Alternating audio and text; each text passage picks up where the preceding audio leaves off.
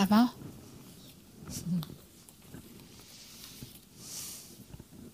On va pas tarder à terminer le week-end. Oui. Oui. Eh bien voilà, on y vient. Merci.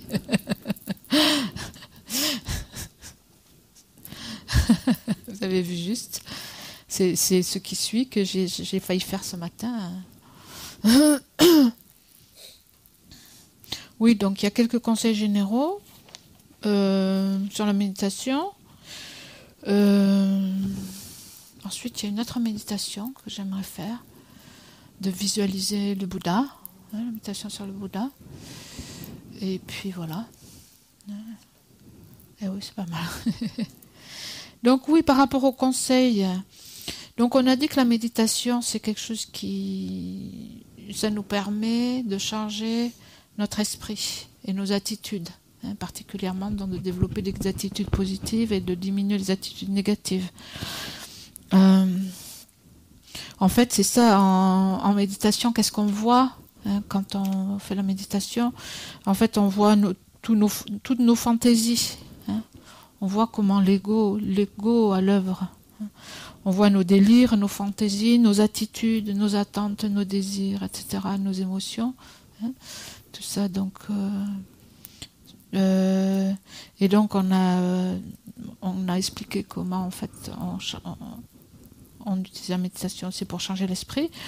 Donc, ce qu'il faut savoir, c'est que c'est quelque chose qui prend du temps. Il ne faut pas s'attendre à ce que ça se fasse vite. Et donc, on apprend la patience et la persévérance. Donc, il ne faut pas avoir des attentes exagérées. Donc, ça marche, mais c'est quelque chose d'organique. C'est quelque chose qui doit se faire de façon naturelle. Et peut-être qu'on a tendance à penser, on a l'habitude, on est dans une société où les choses vont vite, où on a l'habitude d'appuyer sur un bouton et ça se passe comme ça. Donc là, il faut avoir l'attitude en fait de voir loin, d'être détendu et de voir loin, et de pas se stresser, et de pas vouloir avoir un résultat tout de suite. Quelquefois, on peut se dire ah oui, maintenant je médite, ou alors je vais pratiquer le bouddhisme, ou je vais faire ceci, cela, et on devient frénétique, et on devient presque fanatique, et donc on s'y met à fond, on se met sous pression, et donc on s'épuise. Donc on s'épuise, et bon, du coup on s'arrête. Et donc on s'arrête, et puis peut-être un an ou deux après, on se dit bon, mais peut-être je pourrais en fait essayer, on va voir. Et donc c'est pas comme ça qu'il faut procéder. On dit il faut être comme un éléphant, et pas comme le lièvre. Le lièvre, il court vite, mais il court dans une direction, et puis dans une autre, et il revient, et donc il va à nulle part. Et donc on dit qu'il faut être comme un éléphant qui est lent, mais qui marche longtemps, et qui a un pas régulier, et constant. Et donc il faut un rythme comme ça. C'est la constance qui compte. Et comme la constance, et donc comme ça on peut aller loin. Et c'est pas la peine de s'emballer, parce que si on s'emballe, on veut faire beaucoup de choses en pensant que ça va marcher, qu'on va y arriver tout de suite. Donc ça marche pas comme ça. Donc c'est mieux de faire à long terme, et donc de faire un rythme petit à petit. Les Tibétains disent toujours comme ça, calé. Calé, ça veut dire calé, c'est doucement, lentement, on y arrive.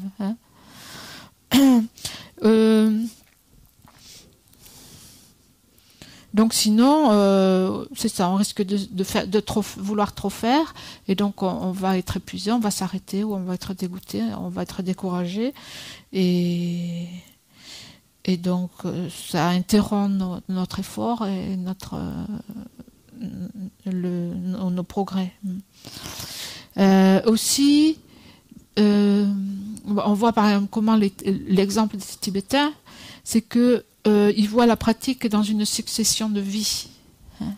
On voit la pratique dans une succession de vies. Donc, d'accord, on veut devenir un Bouddha, mais c'est très possible qu'on n'atteigne pas l'éveil dans cette vie. Et donc, il faut voir ça au niveau d'une succession de vies, de plusieurs vies. Dans ce sens, il faut voir loin. C'est-à-dire, ce qu'on fait dans cette vie, ça va servir. Ça va servir pour les vies futures. Donc, ça peut prendre des vies pour atteindre l'éveil, ou pour même, disons, développer la bodhicitta, ou atteindre Shiné. Évidemment, c'est possible dans cette vie, mais bon, c'est pas forcément... on n'aura pas forcément toutes les conditions pour y arriver. Donc, on voit ça à long terme. Et donc, même si ça prend du temps, même si ça prend des vies, on pense que ce qu'on fait, au moins on se met en route, au moins on se met dans cette direction, au moins aussi on met des empreintes. Tout ce qu'on fait, en fait, ça laisse des empreintes dans l'esprit. Donc on laisse des empreintes qui feront que plus tard, la prochaine fois, plus tard, ou dans cette vie ou dans les autres vies, ça sera plus facile. Aussi, pour pratiquer, pour avoir des réalisations spirituelles, par exemple, pour développer l'esprit, on peut développer l'esprit même. Bon, on peut voir un certain temps. Bon, moi, si je regarde, ça fait 30 ans que je pratique. Je peux pas dire que j'ai développé de réalisation, mais je peux dire qu'il y a eu un changement quand même. J'ai peut-être moins de colère, ou au moins je sais que la colère c'est négatif et je fais attention, alors qu'avant je faisais pas trop attention. Bon, des choses comme ça. Donc, on voit une transformation quand même. Donc, même si vous pratiquez, je suis sûre que vous voyez, ça vous apporte quelque chose. Donc, s'il y a une transformation, même si elle est minime dans un certain temps, ça indique quoi? Ça indique qu'en continuant, on peut transformer l'esprit. Après, il faut les conditions. C'est-à-dire, les conditions pour arriver à transformer. On dit, en termes bouddhistes, on parle d'accumulation de mérite et de purification des négativités. En fait, vous comprenez que pour réaliser la bodhicitta, par exemple, ou même la compassion pour tous les êtres, la vraie, qui soit quelque chose de spontané, de naturel, donc c'est un état d'esprit très élevé, déjà, très positif. Donc pour arriver à développer un tel état d'esprit, il faut ce qu'on appelle les mérites. C'est-à-dire il faut avoir le karma pour ça, il faut avoir les conditions. Tout ce qu'on obtient, ça vient du karma. Donc, tout ce qu'on obtient de bien, ça vient du karma positif. Donc, que ce soit, par exemple, à tous les niveaux. Donc, même au niveau mondain, au niveau, par exemple, si on a ce qu'il nous faut pour vivre, ou si on est riche, ou si on a des possessions, ou quoi qu'on ait, en fait, ça vient d'un certain mérite, d'un potentiel positif. Ça veut dire qu'on a fait quelque chose de positif pour ça. Donc, vous comprenez bien que pour développer un état d'esprit extrêmement positif, il faut avoir ces mérites, ce potentiel positif. Donc il faut le créer, ce potentiel positif aussi. Donc c'est pas par exemple parce qu'on veut absolument réaliser la vacuité qu'on va réaliser la vacuité, parce qu'il faut beaucoup de mérites pour réaliser la vacuité. Donc il faut réunir toutes les conditions. Les conditions, c'est évidemment l'étude, la réflexion, la méditation, l'effort, etc. Et donc l'accumulation, ce qu'on appelle l'accumulation de mérite. C'est-à-dire, c'est comme pour faire quelque chose, il faut de l'argent à la banque. Il faut quelque chose qui soutient, les moyens de faire. Et là aussi, il faut les moyens de développer quelque chose de positif comme ça. Donc ces moyens, c'est un karma positif, c'est un potentiel positif qu'on appelle mérite. Et donc ça, il faut le créer aussi. On le crée comment? On le crée par des actions positives. Donc ça peut être des actions positives envers les êtres, envers les êtres ordinaires, c'est-à-dire envers n'importe quel être, ou envers des êtres aussi comme les Bouddhas ou les êtres qui sont sur la voie.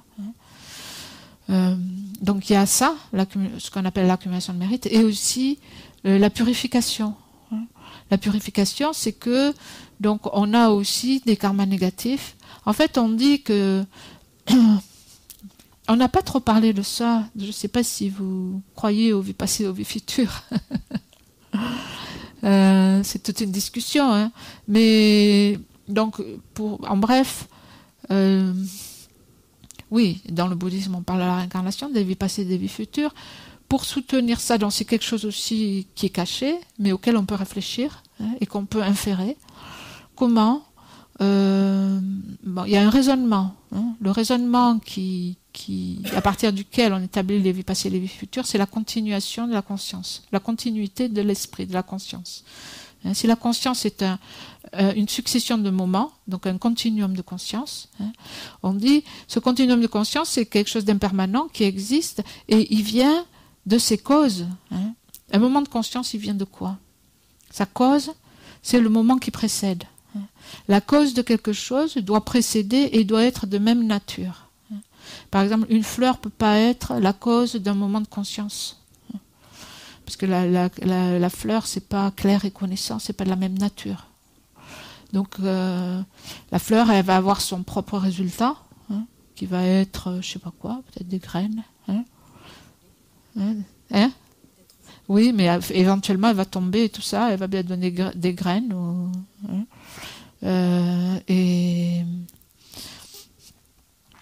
Et donc, je vois des plumes là qui me font rigoler. Je vois que les plumes. Donc, oui, la conscience, un moment de conscience a comme cause quelque chose qui la précède et qui est de la même nature. Et donc, on dit un moment de conscience ne peut pas venir d'autre chose que d'un moment de conscience qui le précède.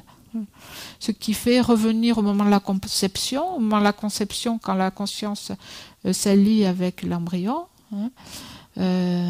cette conscience, elle est précédée par un moment de conscience. Et pareil, au moment de la mort, la conscience se continue. La conscience, elle ne peut pas disparaître et devenir rien. Comme je donne toujours l'exemple du gâteau au chocolat. Elle ne peut pas venir de rien et elle ne peut pas ne devenir rien. C'est comme un gâteau au chocolat ne peut pas apparaître comme ça, là, devant moi, ou dans l'espace, sans que personne n'ait fait ce qu'il fallait pour. Il ne va pas apparaître comme ça miraculeusement, sans que toutes les conditions soient réunies. De la même façon, un moment de conscience, la conscience d'un être ne vient pas comme ça, de rien, ou ne va pas venir, par exemple, un gâteau au chocolat ne va pas venir d'un paquet de plâtre. On ne fait pas du gâteau au chocolat avec du plâtre. De la même façon, un gâteau au chocolat va pas, si j'ai un gâteau au chocolat, il ne va pas disparaître comme ça et devenir rien. Il va disparaître, mais il va devenir quelque chose, si on le partage, par exemple. Donc la conscience, c'est pareil. Un moment de conscience, la conscience ne va pas disparaître comme ça. Donc, d'après ce raisonnement, on parle des vies passées, des vies futures. Aussi, si ça vous intéresse, une chose intéressante pour ça, il y a beaucoup de témoignages de personnes qui se souviennent de leur vie. Et donc, pas trop dans nos cultures. Ça dépend des cultures, mais dans certaines cultures, en fait, dans les cultures où les gens croient à la réincarnation, il y a beaucoup d'enfants particulièrement qui racontent qu'ils étaient un tel, qu'ils étaient un tel. Et il y a des cas qui sont répertoriés, et donc notamment il y a un livre qui a été traduit de l'américain par un psychiatre américain qui s'appelle... Le livre s'appelle « 20 cas suggérant le phénomène de réincarnation ». 20 cas suggérant le phénomène de réincarnation. C'est Ian Stevenson, je crois, c'est ça, Ian Stevenson. Et donc c'est pas un livre qui est très très très récent. C'est peut-être dans les années 70, je crois, ou 80 ou 70. Et c'est un psychiatre américain qui a fait une étude, en fait. C'est pas quelqu'un qui est bouddhiste et qui a voulu démontrer, mais c'était une thèse au départ, d'un psychiatre américain. Donc c'est une étude en fait, c'est pas un roman. C'est une étude où il a répertorié des cas d'enfants ou de personnes, mais surtout des enfants ou des adultes, qui en fait ont raconté des histoires et qui ont dit qui ils étaient, comment ils s'appelaient, qu'est-ce qu'ils avaient dans leur vie précédente et tout ça. Et en fait, ces faits ont été vérifiés. Ian Stevenson. Et c'est 20 cas suggérant le phénomène de réincarnation. Donc il y a eu, je ne sais pas combien de cas, de très nombreux cas, et parmi ces cas, il en a choisi une vingtaine pour faire ce livre. Après, il y a d'autres, en fait, il y a d'autres cas Je prends 5 minutes pour vous expliquer. Il y a un monsieur qui s'appelle Arthur Flowerdew. Si vous faites une recherche sur Internet, flower comme la fleur et dew, D-E-W, c'était un monsieur dont maintenant je crois qu'il est décédé. C'est un monsieur anglais qui avait des visions.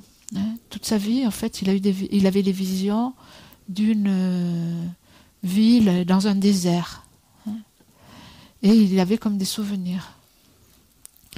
Et un jour, il a vu un documentaire à la télé, à la BBC, sur l'ancienne cité de Petra, en Jordanie. Et il a reconnu l'endroit de ses visions, en fait. Et donc, son cas, il a dû parler, son cas a fini par être connu. Et à la fin, il a été invité par... je crois, l'État de Jordanie, avec la BBC, pour faire un voyage là-bas. Et en fait, avant de faire le voyage, les anthropologues l'ont interrogé pour qu'il décrive, en fait, pour qu'il décrive l'endroit, pour qu'il décrive ses souvenirs, etc. Et donc, il a expliqué, il a décrit l'endroit, en fait, d'après ses visions. Et quand il s'est rendu là-bas, en fait, il a pu expliquer, même avant d'y aller, il savait où étaient les choses. Il a pu expliquer aussi la fonction de certaines choses qu'ils n'avaient jamais compris. Et donc, il a été reconnu aussi que c'était pas quelqu'un qui aurait pu simuler ou qui aurait pu essayer d'avoir la connaissance pour tromper son monde. Donc ça c'est un exemple, par exemple. Bref, donc les vies. Donc quand les vies passées, les vies futures.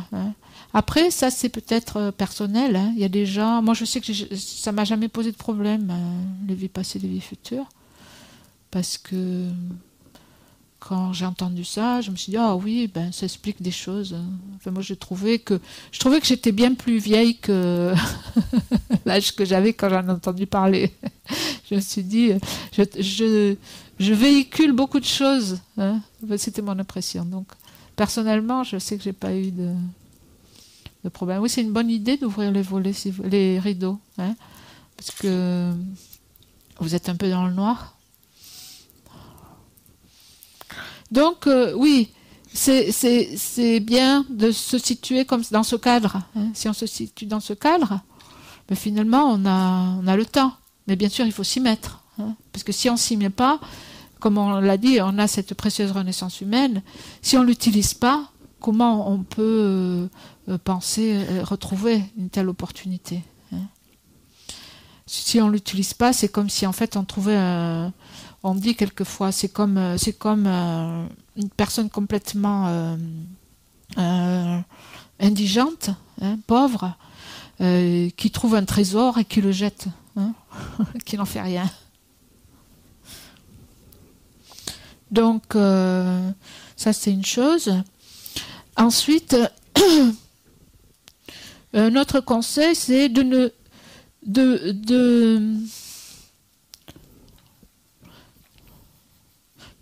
savoir, de ne pas se dévaloriser. Aussi, quelquefois, on se compare aux autres. Et quelquefois, il y a des gens qui peuvent avoir tendance à se dévaloriser, en pensant que les autres font très bien, ont des capacités que nous, on n'a pas. Et donc, on peut se sentir incompétent et se décourager. En disant, regarde les gens ou cette personne, comment elle médite, elle peut méditer 1 heure, elle peut faire des retraites, elle a l'air de tout comprendre, etc. Et donc on a tendance quelquefois à se comparer aux autres et à penser qu'on est moins, qu'on ne peut pas faire la même chose. Et donc il faut accepter ce que l'on est, il faut voir qu'on est tous différents et que chacun est unique. Et que donc, il faut mieux voir, donc faire ce dont je suis capable de faire et apprécier ce que je suis capable de faire et partir à partir de là, travailler à partir de là, et donc ne pas se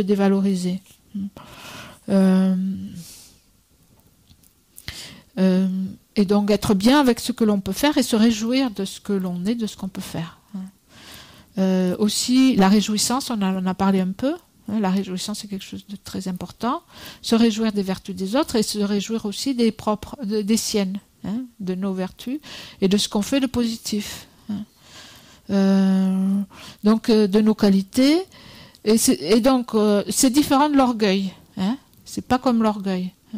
L'orgueil, c'est exagérer des qualités que l'on n'a pas et se trouver supérieur. Ici, c'est pas ça. Ici, c'est voir ce qu'on fait de bien et se féliciter quelque part. Se réjouir de ce qu'on fait de bien. Quelquefois, on oublie complètement. On voit justement tout ce qui est raté. Ça dépend des gens, mais quelquefois, on a ça. On pense on voit... C'est jamais assez bien. On n'est jamais content, en fait, de ce qu'on fait. C'est jamais... Ce que font les autres, peut-être, mais ce qu'on fait, c'est jamais assez bien. Il y a un peu, quelquefois, cette insatisfaction. Donc, savoir apprécier ce qu'on fait de bien. Donc, se réjouir. Donc, au lieu de dire je suis nul, de se dévaloriser, de se rabaisser, je me demande même pourquoi j'essaie de méditer, etc. On apprécie. On fait quelque chose, même si la méditation elle n'est pas super, on essaye. Rien que le fait d'essayer, de faire les efforts, de s'appliquer, etc., c'est super. Donc on s'encourage de cette façon. C'est important de s'encourager. On n'a pas forcément quelqu'un qui nous encourage. Donc s'encourager soi-même, c'est important. Je vois les lamas tibétains, ils font ça beaucoup. Et je pense qu'ils nous voient peut-être toujours à faire la triste mine, jamais être contents. Je pense qu'ils voient aussi des gens qui viennent les voir en entretien et qui leur parlent de leurs problèmes et qui voient en fait que les gens sans jamais être contents. Et donc peut-être c'est pour ça qu'ils mettent l'accent sur la réjouissance. Donc c'est bien la réjouissance. Aussi on dit la réjouissance en fait, justement la réjouissance, quelquefois on dit c'est une façon facile d'accumuler des mérites, c'est-à-dire de créer de la vertu. Par exemple, le fait de se réjouir de ce que font les autres, on crée des mérites finalement sans rien faire. C'est eux qui font la pratique, c'est eux qui font la méditation ou les activités vertueuses. Et donc, se réjouir, c'est très intelligent parce qu'en fait, par la même occasion, nous aussi, on crée des mérites à partir de leur activité. Bien sûr, ça ne nous empêche pas, nous aussi, de pratiquer, de méditer, etc. Ça suffit pas de se réjouir des mérites des autres. Mais bon, c'est bien déjà, aussi. Donc, il ne faut pas aussi avoir d'attente démesurée. Donc, sinon, nous allons penser que ça ne marche pas, qu'il y a quelque chose qui cloche, etc. En ayant des attentes, il devrait se passer telle et telle chose, et pourquoi ça ne se passe pas. Donc, comme on a dit, ça prend du temps. C'est comme un seau qui se remplit goutte à goutte. Ça a l'air de rien. Une goutte, c'est pas grand-chose. Mais éventuellement, le seau, il est plein. Donc, de la même façon, si on crée les causes, le résultat viendra, se produira. On n'a pas besoin de se faire du souci pour ça. En créant les causes, petit à petit, on arrivera. Donc, en développant petit à petit, en examinant nos attitudes, nos états d'esprit, en se reprenant, en développant des attitudes positives, éventuellement, on arrivera à avoir un esprit complètement positif. Donc, c'est sûr que ça marche, puisqu'en créant la cause, éventuellement, le résultat viendra. Donc, c'est quelque chose qu'on ne peut pas forcer, mais c'est quelque chose de naturel. Aussi, donc, c'est important d'accepter ce qui est. C'est-à-dire, quelquefois on médite bien, quelquefois ça a l'air de marcher, et quelquefois ça ne marche pas. Hein, et on ne médite pas bien. Et donc ça, il faut accepter les choses comme elles sont. Hein, avoir une certaine équanimité. Il y a un mantra aussi que j'ai appris avec Sheloden. Les lamas, quelquefois, vous vous plaignez, vous dites « Pourquoi c'est comme ci, pourquoi c'est comme ça ?» Et ils disent « C'est comme ça. » Ça, c'est le mantra. C'est comme ça. C'est vrai que c'est comme ça. Quelquefois, il faut accepter que les choses sont comme elles sont. Hein. C'est la sagesse aussi. Donc, vous savez, connaissez peut-être Shantideva, hein, ce saint indien qui a écrit le Bodhisattva Charyavatara, les activités des Bodhisattvas. Et en fait, il a dit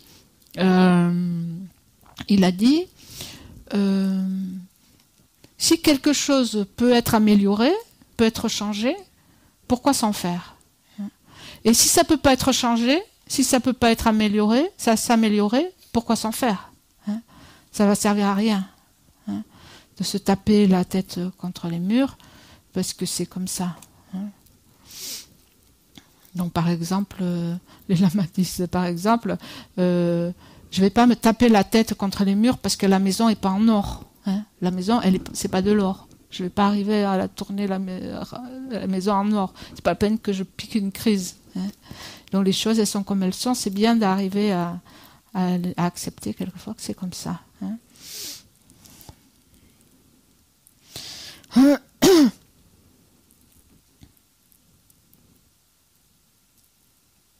Il y a l'histoire d'un Américain qui s'appelle Joseph Goldstein. Je ne sais pas si vous connaissez. C'est un Américain qui enseigne le Vipassana.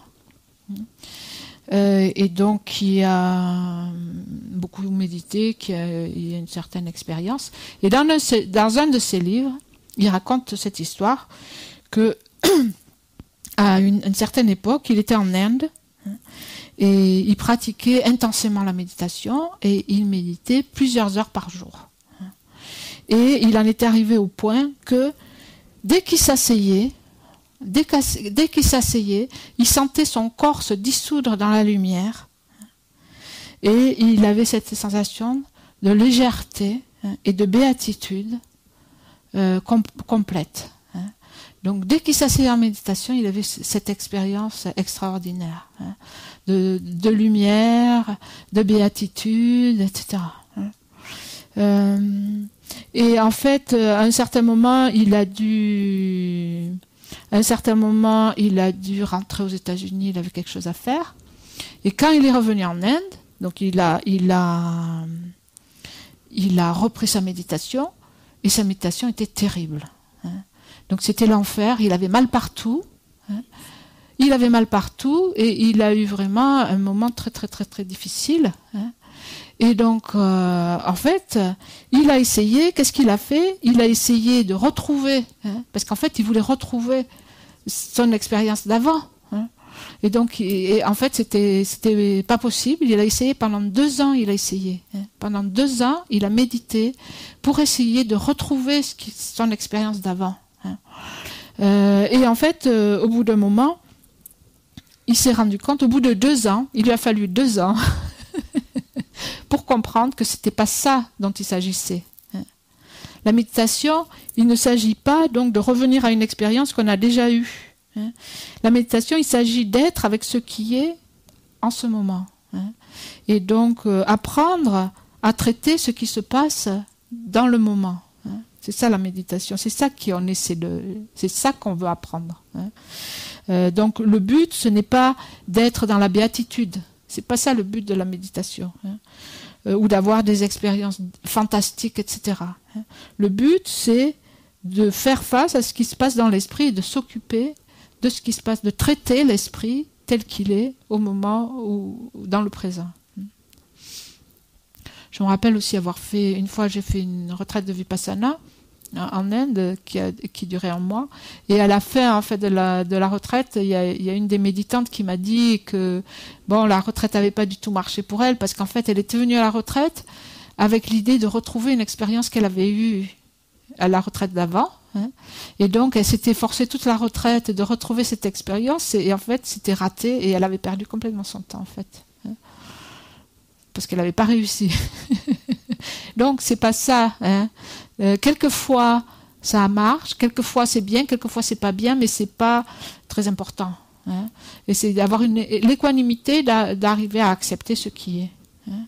Et de faire avec, et d'arriver à gérer ce qui est là. Hein. Donc, quelle que soit la session, hein, merveilleuse, ou si l'esprit est concentré ou agité, on essaie de ne pas juger. Hein. On fait de notre mieux. Donc c'est bien d'avoir cette attitude, de se dire, je fais de mon mieux, je fais ma pratique, et c'est bien comme ça. Hein. Lama Yeshe disait toujours, good enough. Hein. Good enough. Donc c'est bien, ça suffit, c'est bien comme ça. Hein. Donc avoir cette espèce d'équanimité, c'est-à-dire aussi de voir que d'arriver à garder son calme, hein, quelle que soit l'expérience que l'on a. Quelquefois aussi on peut méditer, on peut avoir des expériences insolites ou bizarres, hein, soit positives, soit négatives. C'est possible, par exemple sortir de son corps, ou voir des lumières, avoir des visions, ou avoir des visions terribles, c'est possible aussi. Hein. Pourquoi ? Parce qu'en fait, il y a beaucoup de choses qui bougent dans le corps, dans l'esprit. Mais donc, ne pas donc avoir des expériences comme ça, bizarres, insolites. Donc, ne pas s'attacher, n'avoir ni attachement ni aversion, et se dire que, de toute façon, c'est impermanent, c'est comme un nuage, et c'est quelque chose qui va passer, et le laisser passer. Maintenant, c'est sûr que si vous avez des expériences, par exemple, négatives ou perturbantes, qui durent, hein, quelque chose que vous ne savez pas traiter et qui se prolonge, à ce moment-là, évidemment, c'est bien de parler, d'arriver à parler à quelqu'un, hein, de parler à un maître, de parler à un enseignant ou à un ami spirituel, hein, pour demander des conseils aussi.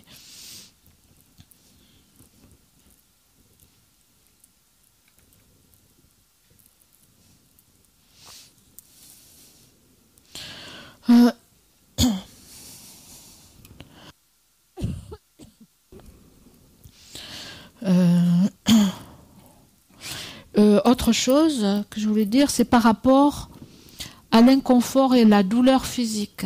Hein. Quelquefois, il y a quelqu'un qui a posé la question hier. Hein. La personne n'est plus là, mais je suppose qu'il n'est pas seul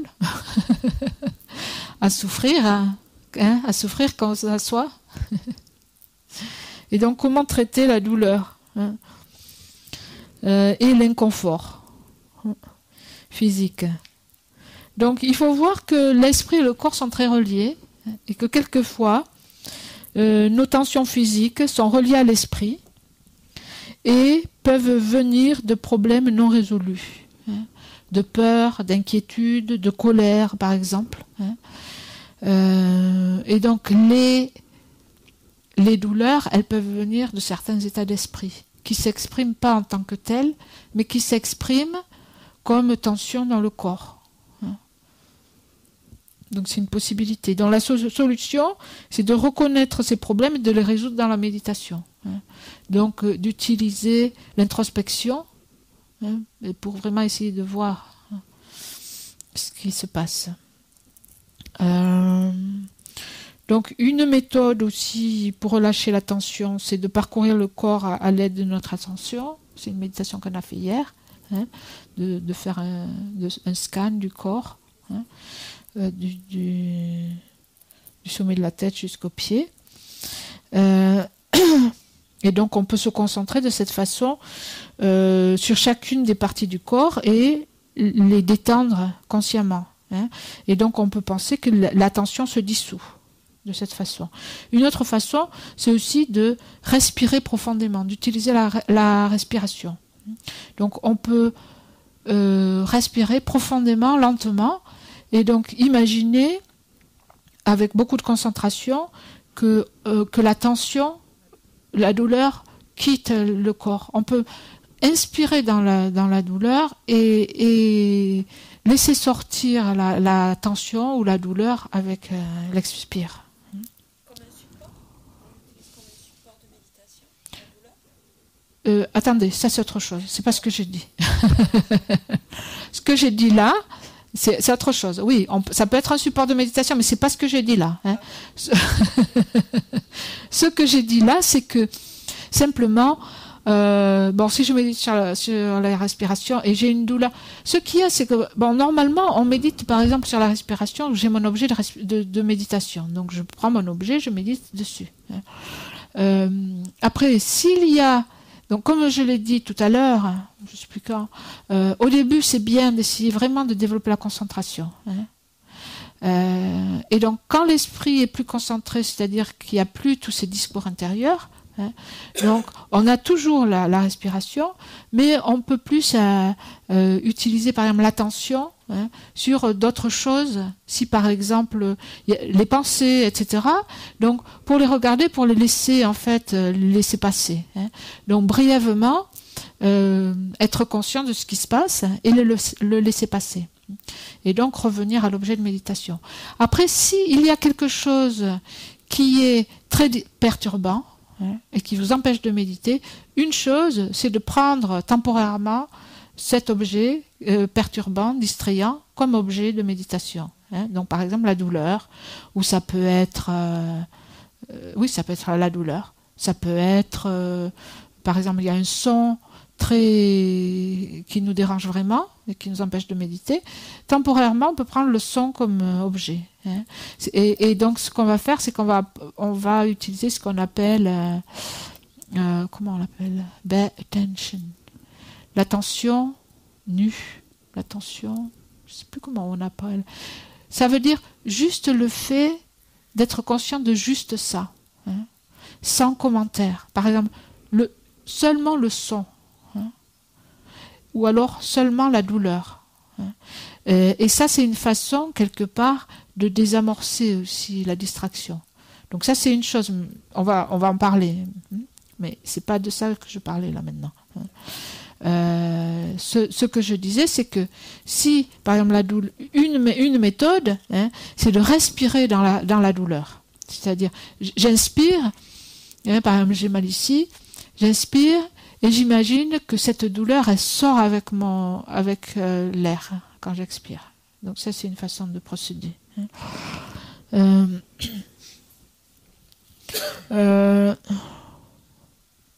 Après, donc, ce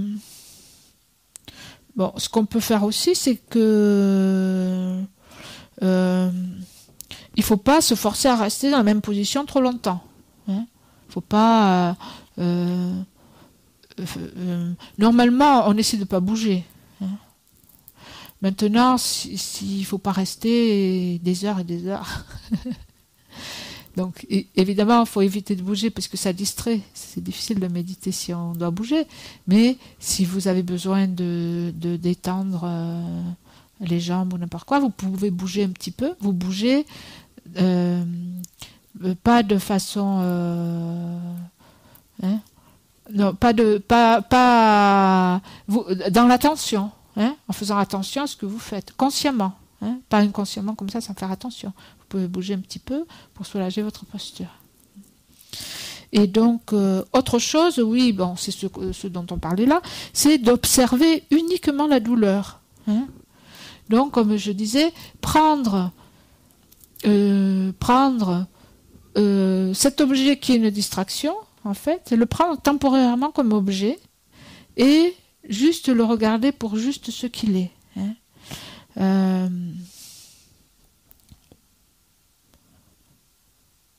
C'est-à-dire, on peut dire avec une attention pure, hein, une perception pure ou juste de cette information-là. Hein. C'est-à-dire juste de cette sensation. Hein. Juste de la sensation de douleur. Hein. Donc parce que finalement, cette sensation, cette expérience, c'est une expérience mentale de l'esprit. Et donc, on peut prendre ça comme objet et l'explorer. hein, on peut l'explorer. Et essayer de dépasser la réaction habituelle de peur. Hein. Parce qu'en fait, qu'est-ce qui se passe souvent quand on a mal, quand on a une douleur? C'est qu'on réagit vite avec la peur et avec l'aversion. Hein. On veut s'éloigner en fait, on veut rejeter. Il y a un rejet. Hein. Et c'est la peur et le rejet qui concrétise, hein, qui réifie et qui rend cette douleur tellement pénible, finalement. Hein. Souvent, ça peut être ça. Hein. Alors que la sensation de la douleur elle-même, si on la regarde pour ce qu'elle est, en fait, elle est impermanente, elle va disparaître. Ce qui la concrétise beaucoup, souvent, c'est nos réactions. Hein. Donc, Donc, le problème, parfois, c'est notre esprit. C'est pas vraiment la douleur. Hein. C'est notre esprit qui dit « je n'en veux pas, c'est insupportable. Ça doit s'arrêter. Hein. » Et donc, quand on prend la douleur comme objet temporairement et qu'on l'observe, on essaie de voir juste la douleur pour ce qu'elle est. Et en fait, ça va dénouer et on va voir qu'elle est impermanente et elle va passer. Et s'il y a des réactions autour de cette douleur, par exemple, s'il y a de la peur ou du rejet, de l'aversion, on va l'observer pour ce que c'est. Hein. Donc, c'est plus la peur, mais c'est telle ou telle réaction. Hein. Et on va l'observer, pareil, on va laisser passer. On essaie d'observer sans réagir et sans s'engager. Hein. Donc, juste comme un autre nuage. C'est quelque chose d'impermanent qui est comme un nuage qui s'élève et qui disparaît. Donc c'est bien aussi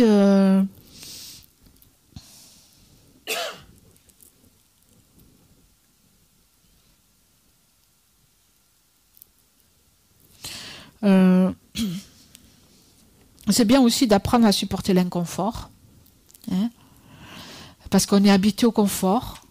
Et plus on s'habitue au confort, plus on est gêné quand on n'a pas ce confort. Et c'est vrai que s'asseoir comme ça, sur un coussin, sans dossier, on est plus habitué au fauteuil et peut-être au canapé. Hein.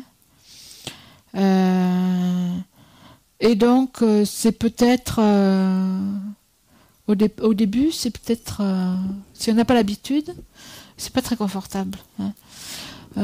Donc, on peut s'habituer et aussi apprendre à supporter l'inconfort. Hein. On est aussi dans des sociétés, on a un style de vie quelquefois qui fait que on s'habitue au confort et on devient un peu des chochottes. Hein.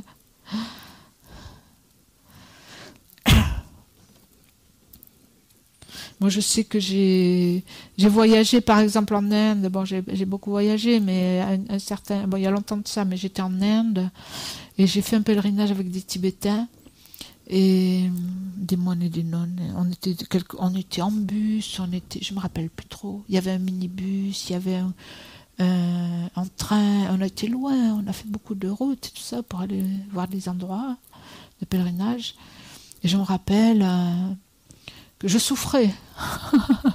Je souffrais parce que c'était très inconfortable, ces bus, des petits bus, ça côté, il n'y avait aucun confort, c'était vraiment des mauvais bus et tout ça. Et je crois que j'étais la seule à être dérangée. Eux, ils n'avaient vraiment pas l'air d'être de penser quoi que ce soit. Vous avez une question?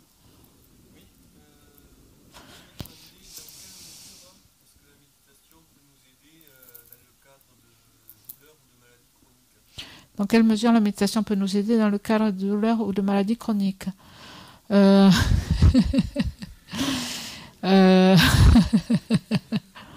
écoutez, essayez. Hein. Hein. Oui, de toute façon, on dit que la méditation, ça peut aider. Hein. Ça peut aider... Ça peut aider parce que ça permet déjà d'éliminer le stress, etc. Hein.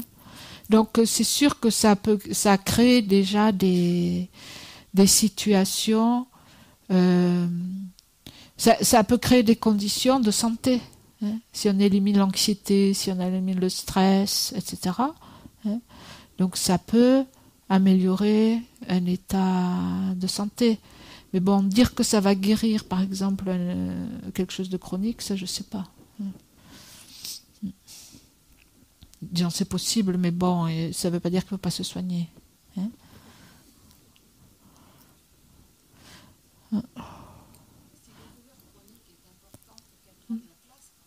Si la douleur est chronique et qu'elle prend de la place, oui, oui. Après, il y a des gens qui se sont soignés avec, par exemple, de migraines, etc. Par exemple, il y avait, comment il s'appelait, qui est décédé, qui a fait tous les centres de Vipassana. Goenka. Hein. Goenka, en fait, quand il arrive à la méditation, je crois qu'il souffrait atrocement de maux de tête qu'il n'avait jamais réussi à faire passer. Et donc, il est devenu un maître de Vipassana et il a réglé ses problèmes de maux de tête. Donc, il y a aussi, par exemple, j'ai vu aussi... J'ai vu l'exemple, j'avais lu cet exemple d'une personne, je pense que c'était une Anglaise, qui pratiquait Vipassana et qui était épileptique et qui disait que ça l'avait aidé parce qu'en méditant, elle arrivait à voir, d'abord, elle arrivait à voir les signes de la crise. Alors qu'avant, elle ne voyait jamais. Elle avait des crises terribles, qui la prenaient tout d'un coup n'importe où et qui lui faisaient beaucoup de mal. Et en fait, en méditant, elle a réussi à repérer les signes avant-coureurs d'une crise, et donc elle était capable de se mettre en sécurité avant une crise, déjà. Au lieu d'avoir une crise imprévue n'importe où, elle était capable de se mettre en sécurité pour la crise, et ces crises sont devenues beaucoup moins fréquentes et beaucoup moins sévères. Donc c'est sûr que ça peut aider. Après, pour guérir complètement, ça dépend aussi déjà. Ça dépend qu'est-ce que c'est. Donc voilà.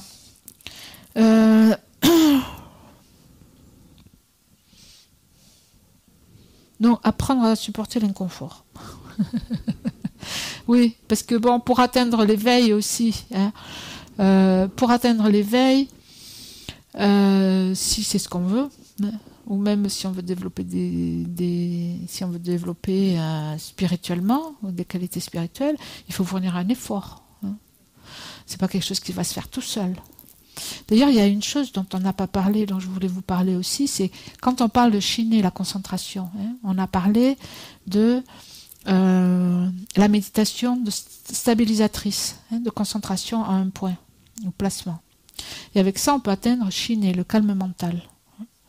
Et quand on fait cette pratique, en fait, on parle de 5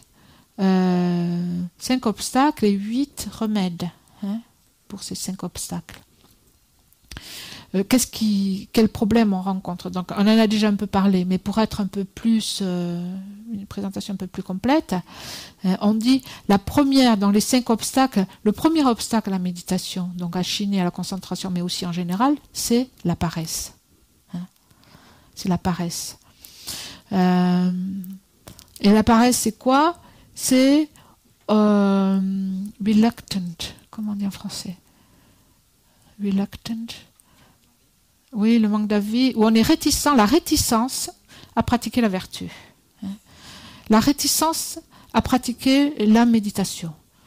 On veut pratiquer, on veut méditer, on trouve que c'est très bien, mais quelque part, on a du mal à s'y mettre. Donc il y a 3 sortes de paresse. Une sorte de paresse, c'est l'indolence. Une sorte de paresse, c'est le découragement. En se disant, oh, je peux pas, c'est trop, je pourrais jamais faire ça. De se dévaloriser, en fait, c'est un genre de paresse. C'est facile de dire je peux pas. Et puis un autre type de paresse, c'est on est trop occupé. Justement, on a toujours des choses à faire. On est très très occupé. Bon, on pourrait dire des activités autres, mondaines souvent. C'est vrai que vous verrez, si on fait ça, je vais m'y mettre, mais j'ai toujours quelque chose à faire quelque part. On a du mal à. Donc ça, c'est la paresse. La paresse, il y a 4 antidotes à la paresse. qu'est-ce qui va nous permettre... donc on en a aussi un petit peu parlé, mais juste pour rassembler l'information. Qu'est-ce qui va nous permettre de dépasser la paresse? 4. Comment? Donc, d'abord, il y a... on appelle ça la foi ou la confiance. C'est-à-dire la foi dans les qualités. On voit les qualités. Oui. On voit les qualités de la méditation. On voit qu'est-ce que ça va nous apporter. Donc, on voit les qualités, les côtés positifs. Ça, c'est le premier point. Et à partir de là, donc, si on veut méditer, c'est ça il faut mettre l'accent sur ça. Les qualités, qu'est-ce que ça va m'apporter, etc., etc. Et comme ça, on va être encouragé à le faire. Donc, voir les qualités. Ensuite, le deuxième, c'est l'aspiration. Parce que je vois les qualités, ça va me donner envie de d'avoir ces qualités. Et à partir de l'aspiration, l'effort. C'est à partir de là que je vais faire des efforts, je vais m'y mettre. Donc il faut des efforts. L'effort, il est multiple. L'effort, c'est l'effort, mais c'est aussi l'effort joyeux, c'est aussi l'enthousiasme, c'est aussi l'énergie. C'est-à-dire qu'au début, il faut faire un effort, c'est peut-être un peu pénible, mais ensuite, c'est aussi l'énergie qui est générée et qui nous porte quand on s'y met. Donc ça, c'est le troisième. Et le quatrième, ça s'appelle la souplesse. Le quatrième... c'est quelque chose déjà assez avancé. On peut l'appeler souplesse. En fait, c'est un état, à force d'effort, où on est complètement entraîné et où on a plus, on peut utiliser le corps et l'esprit comme on veut. Donc ça, c'est final. C'est à plus long terme, mais éventuellement, on y va. Donc l'effort, c'est important. Donc ça contrecarre la paresse, le premier obstacle. Et tout ça, c'est parce que je vous disais, si on veut atteindre l'éveil, il faut faire des efforts. On ne va pas arriver comme ça. On dit que le Bouddha, il a mis un temps incroyable pour atteindre l'éveil. Combien d'éons, vie après vie après vie après vie. Après, donc la paresse. Donc pour énumérer les autres obstacles, donc un c'est la paresse. Le deuxième c'est l'oubli des instructions. L'oubli des instructions, c'est par exemple je médite sur le souffle et je perds le souffle. Donc l'instruction c'est quoi? Poser l'esprit sur le souffle, sur la sensation. L'oubli des instructions, c'est j'ai oublié le souffle. Donc je suis parti ailleurs. L'esprit est distrait. Donc l'oubli des instructions. Et le remède, c'est la mémoire. La mémoire ou l'attention. Ce qu'on appelle quelquefois attention ou pleine conscience ou mémoire. Ça dépend comment on l'appelle. Donc se remémorer de ce qu'on est supposé faire de la méditation, de l'objet de la méditation. Ça, c'est le second. Le troisième obstacle, donc l'oubli des instructions, le troisième obstacle, c'est l'excitation et le relâchement mental, ce dont on a parlé. C'est-à-dire les distractions, l'esprit qui va dans tous les sens, ou alors la torpeur et le relâchement. Et ça, le remède à ça, on dit, c'est la vigilance. Est-ce que quelqu'un veut allumer une lumière? Merci. Donc, la vigilance. On n'en a pas trop parlé, mais en fait, deux facteurs très importants dans la méditation, c'est la mémoire ou l'attention et la vigilance. L'attention et la vigilance. Donc, l'attention, c'est ça, c'est être présent et faire attention, ou qu'on appelle aussi mémoire ou pleine conscience. Et l'autre, la vigilance ou introspection, en fait, c'est une autre fonction de l'esprit qui est comme un espion, qui regarde ce qui se passe dans l'esprit, et qui est en train de regarder pour voir comment je médite, comment est mon esprit, est-ce que ça va, est-ce que ça se passe bien ou pas, et particulièrement, est-ce que mon esprit est en proie à la distraction ou au relâchement, à la torpeur, etc. Hein.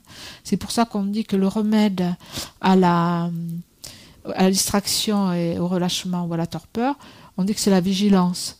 En fait, c'est pas le remède proprement dit, mais c'est ce facteur qui va déjà voir si ces obstacles sont là ou pas. Hein. Ensuite, on va appliquer les méthodes appropriées aux deux. Donc ça, c'est les 3 premiers obstacles. Ensuite, les 2 obstacles qui suivent, c'est ne pas utiliser les antidotes quand c'est nécessaire. Hein, le manque d'application, c'est-à-dire quand on médite, on est censé utiliser la vigilance, voir s'il y a la distraction et le relâchement, et utiliser les antidotes. Hein. Un défaut, c'est de ne pas utiliser les antidotes quand il y en a besoin. Donc, ouais, il faudrait remédier à la torpeur ou à l'agitation, mais on ne le fait pas, donc c'est une faute. Le manque d'application, c'est ça, ouais. Et le dernier défaut, c'est une application exagérée. Hein. C'est-à-dire qu'on est toujours là, en train de regarder l'esprit et d'essayer d'appliquer des antidotes quand il n'y a pas besoin. Hein. Voilà, donc il faut une espèce d'équanimité. Voilà, donc en bref, c'est ça. Tout ça pour, je vous disais, donc l'effort, hein, si on veut se développer, si on veut faire, c'est pas en restant comme on est, évidemment, il faut faire des efforts. Donc on dit le Bouddha a mis, je sais pas combien d'éons. Hein, oui, 3 éons incommensurables.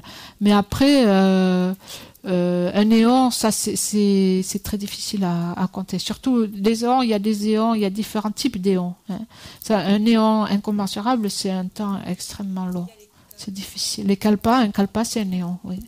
Mais là, bon, je ne vais pas vous détailler tout ça. C'est très très long, oui, c'est long. Et donc, ça c'était le Dalai Lama qui disait, je me souviens à une certaine occasion, parce que souvent, en Occident, les gens lui demandent quel est le moyen le plus rapide d'atteindre l'éveil, hein?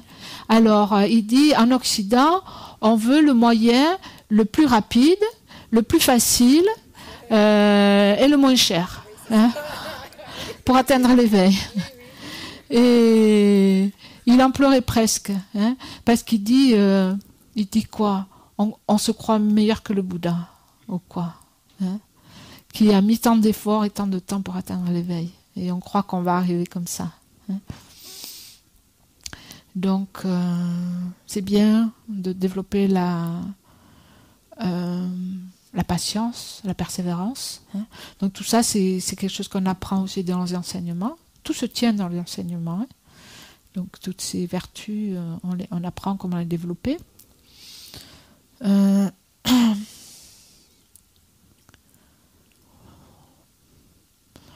D'accord. Et donc pour terminer, on va faire quand même cette méditation sur le Bouddha. Mais juste pour vous donner quelques indications de pratique quotidienne. Donc évidemment, c'est bien de pratiquer tous les jours ou presque tous les jours. Hein. Mais évidemment, si vous pouvez faire tous les jours, le mieux c'est le matin, parce que l'esprit est plus clair, etc. Après, ça dépend. Il y a des personnes dépendant de votre style de vie, il y a des personnes pour lesquelles c'est mieux le soir, hein, quand tout est terminé. Bon, ça dépend de comment vous vivez. Hein. Donc c'est mieux évidemment de méditer quand tout est tranquille et qu'il n'y a pas trop d'activité. Donc si vous pouvez méditer, même si c'est 10 minutes par jour, hein, ce qui est important, c'est la régularité. Hein, où vous pouvez méditer, évidemment, n'importe quand, n'importe où, si ça vous convient. Hein. Le matin, le soir, ou si par exemple au boulot vous avez l'opportunité d'avoir un moment tranquille et que ça vous convient, c'est possible aussi. Donc c'est bien aussi à la maison d'avoir un moment, d'avoir un endroit pour méditer, hein, particulier, et de vous asseoir toujours au même endroit. Donc si c'est possible, bien sûr c'est bien d'avoir une pièce pour méditer, mais sinon vous pouvez prendre le coin d'une pièce que vous pouvez aménager. Donc vous pouvez avoir, si vous voulez, vous pouvez avoir un autel, hein, avec une représentation du Bouddha ou quelque chose qui vous inspire. Hein. Donc après il y a des... Donc c'est bien d'avoir un endroit calme qui vous inspire où vous vous sentez bien. Et donc d'utiliser toujours le même endroit, ça facilite aussi. Hein. D'accord.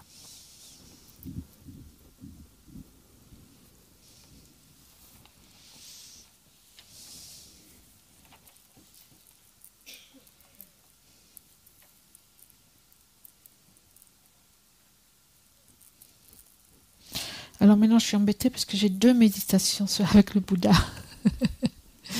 Il y a 2 façons de faire la méditation. On va faire celle-là. Et après, je vous expliquerai l'autre.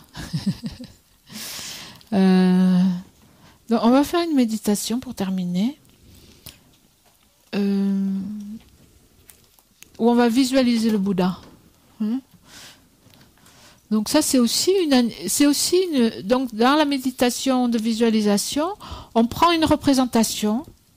Donc si vous voulez faire cette méditation, en général, c'est bien d'avoir une représentation qui vous inspire, hein, et de bien vous familiariser avec, et de la reproduire dans votre esprit. Hein. Quand on médite pas avec les yeux, on médite avec l'esprit, et donc c'est une image dans l'esprit. Hein.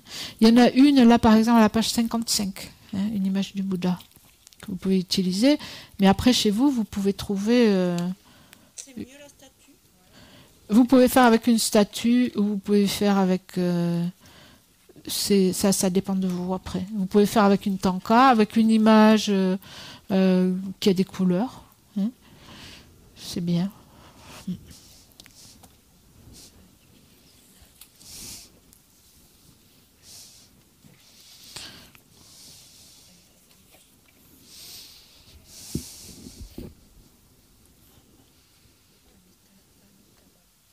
Donc, en fait, quand on visualise, la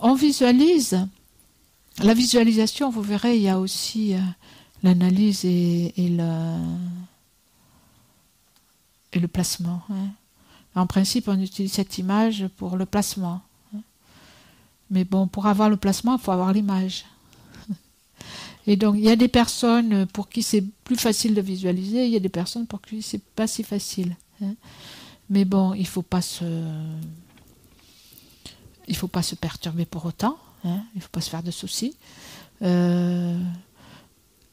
Évidemment, c'est pas quelque chose qui vient forcément vite, hein, qui peut venir petit à petit. Et de toute façon, l'essentiel, même si on n'arrive pas à voir, c'est de sentir la présence du Bouddha. C'est ça l'essentiel, en fait, de penser que le Bouddha est là. Et donc, on visualise, en général, on visualise dans l'espace devant nous, à la hauteur du front, ou là, le milieu du front, donc à peu près 2 mètres ou 1,80 m, 2 mètres. Et là, on visualise un Bouddha, le Bouddha là. Et donc, ce Bouddha, cette visualisation est faite de lumière. Le Bouddha est lumineux. Donc, on peut penser à un arc-en-ciel, par exemple, comme un arc-en-ciel. L'arc-en-ciel, il a beaucoup de couleurs, mais c'est pas quelque chose qu'on peut saisir. Et donc le Bouddha, de la même façon, ce Bouddha, il est fait de lumière. Et donc on peut visualiser qu'il est assis sur un grand lotus. Et il a 2 coussins, 2 disques qui servent de coussins. Et donc on peut...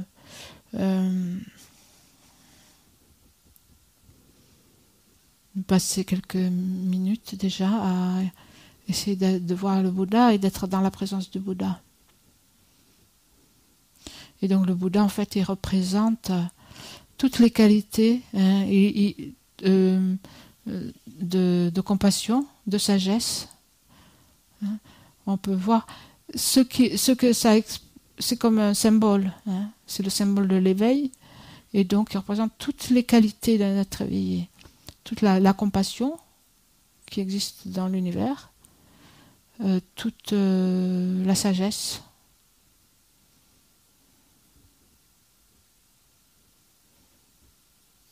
Et donc on peut aussi imaginer que le Bouddha nous regarde avec compassion.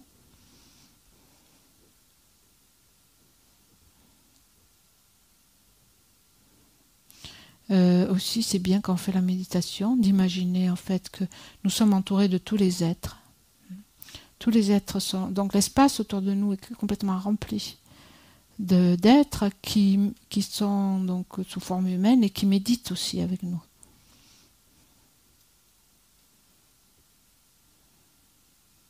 Et donc en présence du Bouddha, on voit son visage très beau et on voit qu'il nous sourit et on voit aussi, on sent sa grande compassion et donc on se sent complètement accepté. On sent que le Bouddha en fait nous comprend complètement et nous accepte exactement, complètement comme nous sommes.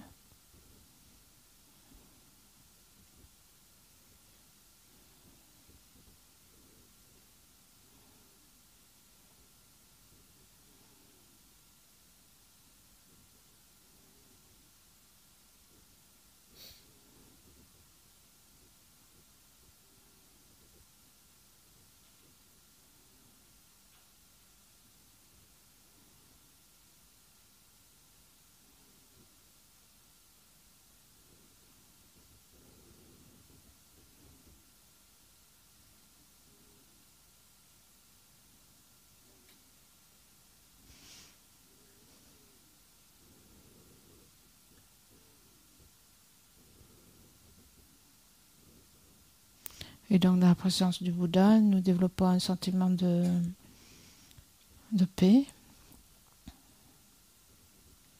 et de confiance. Et donc nous sentons que le Bouddha a complètement la volonté de nous aider et aussi la capacité de nous aider.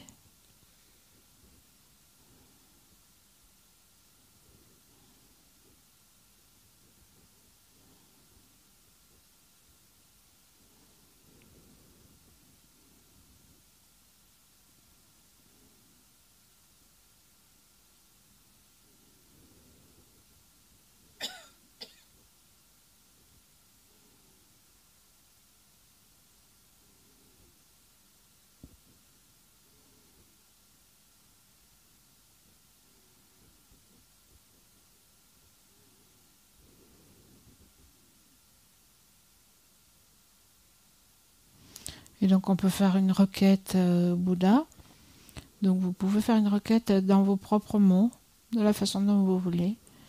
Une requête à vous aider à développer des qualités, des esprits positifs et vous libérer de toute énergie négative.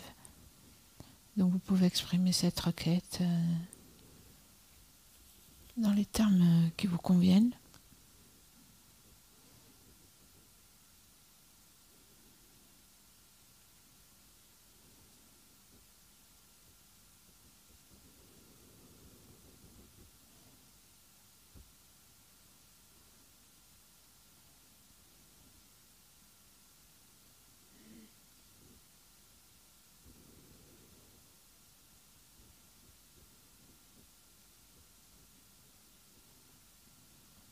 Et donc, pensez que le Bouddha accepte votre requête.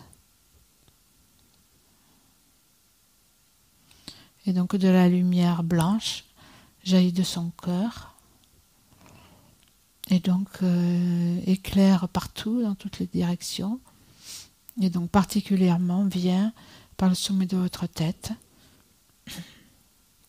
Et donc cette lumière blanche en fait vient et remplit votre corps tout entier. Donc c'est une lumière très claire et aussi une lumière de grande qui apporte la félicité, la béatitude. Et imaginez que en fait quand elle vient, elle remplit complètement votre corps et que par cela en fait tous tous vos problèmes, toutes vos maladies, toute votre douleur, tous les aspects négatifs en fait, physiques et mentaux sont complètement purifiés.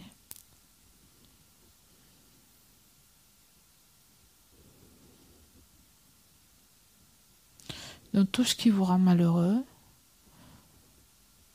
et toutes les empreintes aussi des actions négatives, des karmas négatifs. Et en fait, avec cette lumière, tout disparaît, comme quand on allume la lumière dans l'obscurité. Tous ces problèmes sont complètement éliminés.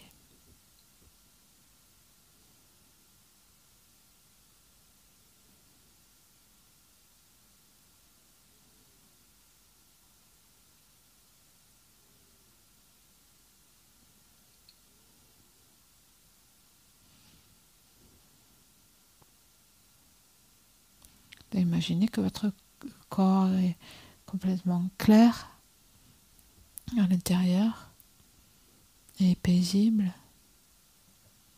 votre corps et votre esprit. Et ensuite, nous pouvons visualiser de la lumière jaune qui rayonne du cœur du Bouddha. Et c'est pareil, cette lumière jaune est claire partout et particulièrement, donc elle pénètre par le sommet de votre tête et remplit complètement votre corps. Donc c'est une lumière jaune dorée. Et donc cette lumière elle représente toutes les qualités du Bouddha. L'amour inconditionnel pour tous, la compassion, la sagesse, qui comprend tous les phénomènes, le courage pour aider les autres.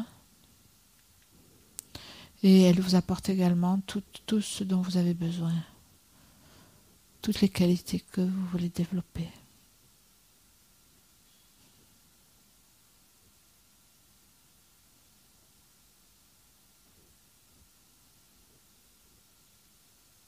Donc sentez que votre corps et votre esprit sont complètement remplis de cette lumière dorée, des qualités du Bouddha.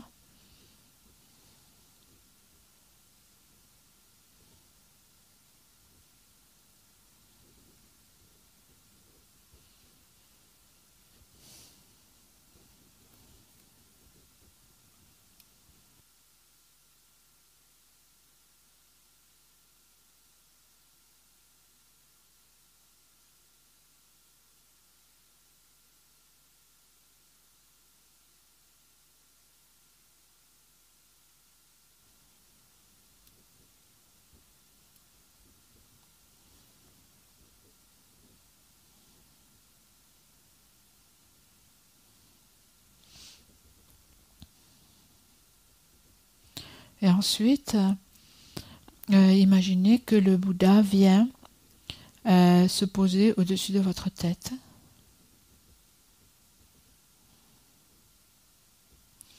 Et se dissout en lumière. Donc visualisez qu'en fait le lotus se dissout dans les disques qui se dissolvent même dans le Bouddha et le Bouddha petit à petit en fait se dissout en lumière et cette lumière en fait pénètre par le sommet de votre tête et donc imaginez que tout se dissout, vous vous dissolvez vous-même en lumière. Imaginez votre esprit complètement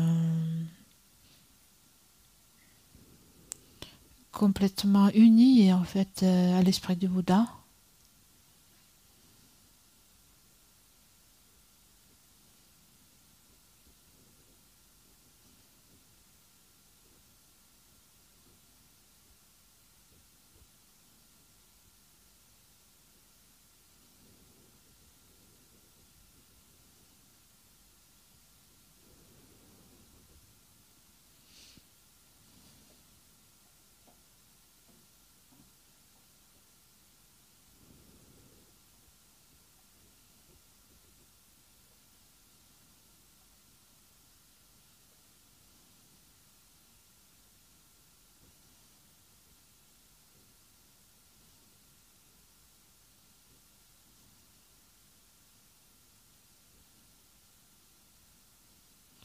En fait, tout se dissout dans la lumière.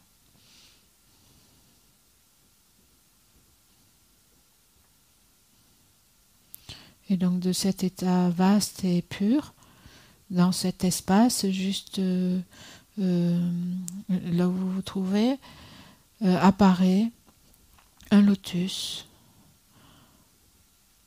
deux disques, des coussins, et vous-même apparaissez sous l'aspect du Bouddha.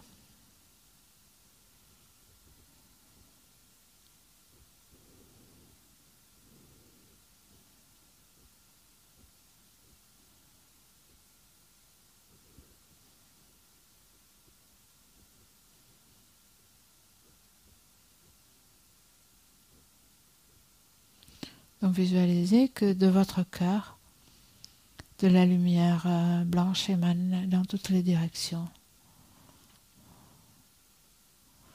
Et donc pensez que ces rayons de lumière vont toucher tous les êtres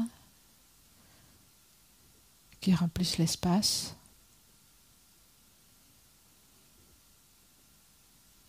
Et que cette énergie d'éveil lumineuse les libère de toute leur souffrance.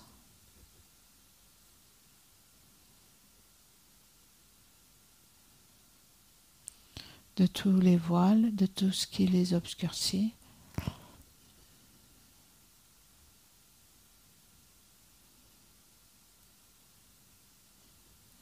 Et donc, imaginez donc que tous les êtres aussi atteignent l'éveil d'un Bouddha.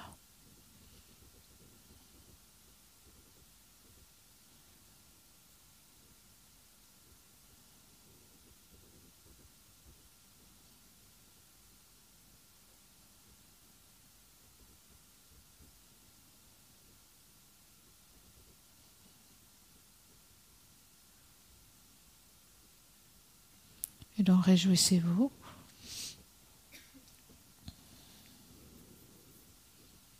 d'avoir amené tous les êtres à l'éveil.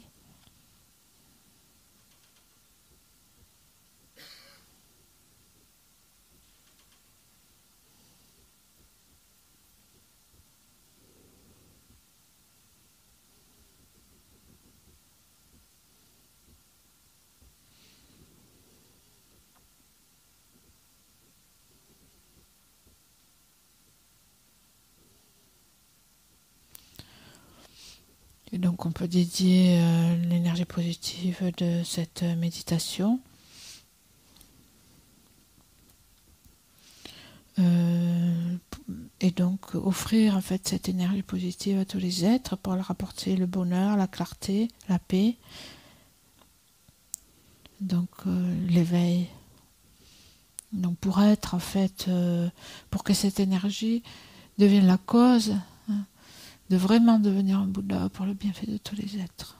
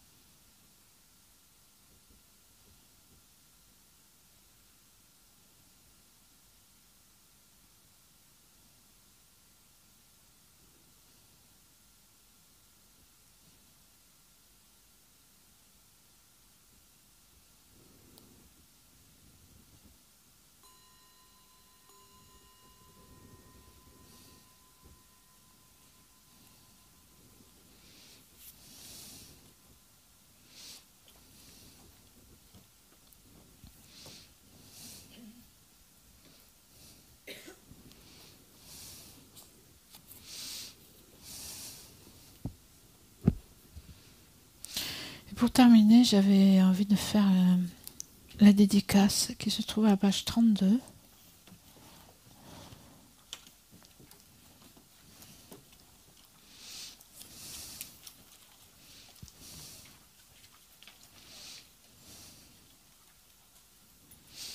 on peut lire ensemble.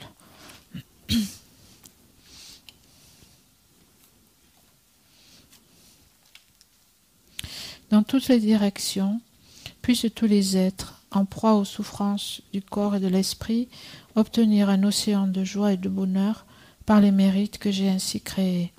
Qu'aucune créature vivante ne souffre, ne commette le mal ni ne tombe malade, que personne ne vive dans la peur ou l'humiliation, l'esprit accablé par la dépression, que les aveugles voient les formes, que les sourds entendent les sons, que ceux dont le corps est usé par le labeur trouvent le repos et recouvrent leur force, que ceux qui sont nus trouvent de quoi se vêtir et ceux qui ont faim de quoi se nourrir, que ceux qui ont soif trouvent de l'eau et de délicieuses boissons, que les pauvres deviennent riches et que les êtres affaiblis par le chagrin retrouvent la joie, que les désespérés trouvent l'espoir, le bonheur durable et la prospérité. Puisse la pluie tomber au moment opportun et les récoltes être abondantes, que tous les remèdes soient efficaces et que les prières bienveillantes portent leurs fruits.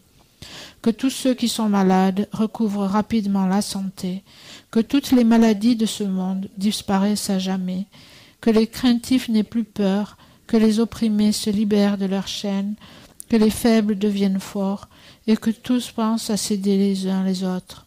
Tant que durera l'espace, tant qu'il y aura des êtres, puissé-je moi aussi demeurer pour éliminer la souffrance du monde.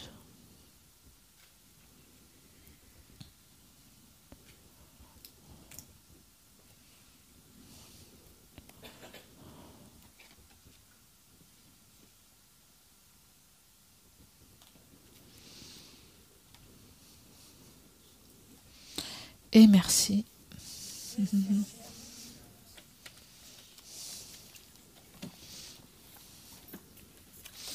Donc il y a peut-être des gens qui ont commandé les lectures et qui ne les ont pas prises et elles sont à la porte. Il y a aussi des gens qui voulaient la fiche de participation et François a dû en faire et je suppose qu'il faut voir dans le hall avec François. Ou je suppose qu'on va les trouver. Il a dit qu'il en ferait.